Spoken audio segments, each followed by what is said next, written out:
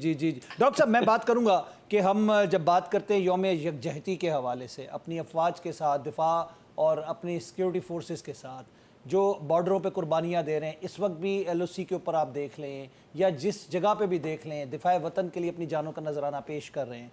आपको लगता है कि पाकिस्तान की आवाम के अंदर और पाकिस्तान के DNA में हमारी आर्मी मौजूद है?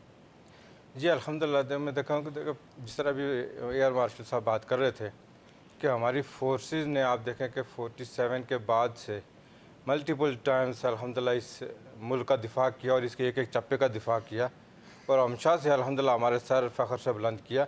तो जो पाकिस्तानी फोर्सेस की पाकिस्तानी अवाम के अंदर मोहब्बत, प्यार और इज़्ज़त है, वो शुरू से था और वो अभी भी है अल्हम्दुलिल्लाह, उसी तरह से कायम है। हमारे मतलब मैं देखता हूँ कि हमारी आवाम का ये जज्बा है। आज भी मैं देख रहा था कि लोग हमारे जो भी कॉन्वाय गुजर रहे थे उनको फूल पहना रहे थे, हार पहना रहे थे, इवन दो के खाने पीने की चीज़ें उनको अपने प्यार मोहब्बत में दे रहे थे।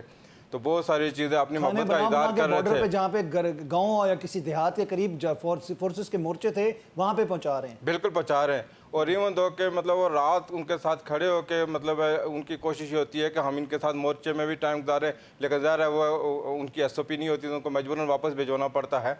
तो ये जो मोहब्बत है, ये जो लाजवाल रिश्ता है हमारी फोर्सेस और हमारी आवाम के बीच में, ये अल्हम्दुलिल्लाह पाकिस्तान बनने से लेके आज तक वो कायम व दायम है और इंशाल्लाह ये कायम व दायम रहेगा इंशाल्लाह। दूसरा मैं एक चीज़ यहाँ ऐड करना चाहूँगा कि इंडिया को जो है ना, ये बॉलीवुड की फिल्मों से निकलना पड़ेगा बेशक, क्योंकि ये जो दुनिया है ये रियलिटी की दुनिया है। जी जी जी इसमें उनको हकीकत से फेस करना पड़ेगा और हकीकत उनको पता है कि जब जब उन्होंने हमारी फोर्सेस का सामना किया अल्हम्दुलिल्लाह उनको हज़ीमत उठानी पड़ी। और इंशाअल्लाह फ्यूचर में मेरा नहीं ख्याल, अभी जैसे बात कर रहे थे कि मुझे नहीं ख्याल कि दोबारा वो किसी भी मतलब फाइटर प्लेन को लेके पाकिस्तानी एयरफोर्स का लेकिन डॉक्टर साहब, मसला ये है करेंगे। कि जो मूदी टाइप की ज़हनियत के लोग हैं, अगर इस तरह के लोग मुसल्लत रहे तो वो अपनी कौम को बर्बाद कर छोड़ेंगे। वो पाकिस्तान के फोबिया में जिसे कह सकते हैं ना मुब्तला हैं, वो उससे बाहर नहीं आ सकते। देखिए, एक तो यह है कि उनकी आवाम को ये सोचने की ज़रूरत है कि हमें कौन सी लीडरशिप चुननी चाहिए।